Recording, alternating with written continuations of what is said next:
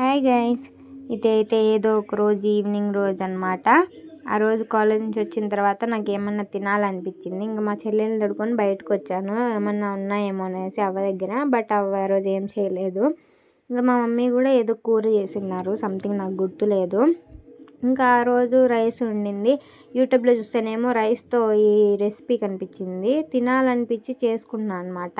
ఏం లేదు, దీంట్లో కొద్దిగా రైస్, ఉప్పు, కారం, పసుపు, కొంచెం అల్లం వెల్లుల్లి పేస్ట్ వేసి మిక్స్ చేసుకోవాలి. అలాగే కొంచెం కరివేపాకు కూడా మిక్స్ చేసేసుకొని ఒక ప్యాన్లో ఆయిల్, ఆవాలు, కందిపప్పు కాదు శనగపప్పు, ఇంకా వచ్చేసి ఎండుమిరపకాయ వేసి అవి కొంచెం ఫ్రై అయిన తర్వాత ఇవి మనం కలిపి పెట్టుకున్న అన్నం వేసేసి ఫ్రై చేసుకొని ఆనియన్ వేసుకుని తింటే బాగుంటుంది అని చెప్పినారు.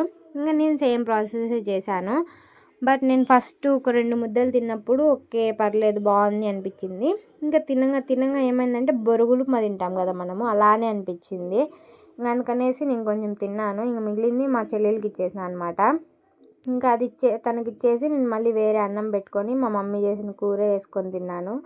బట్ బాగుంది టేస్ట్. ట్రై చేయాలంటే ట్రై చేయండి ఈ వీడియో కింద. Bye guys.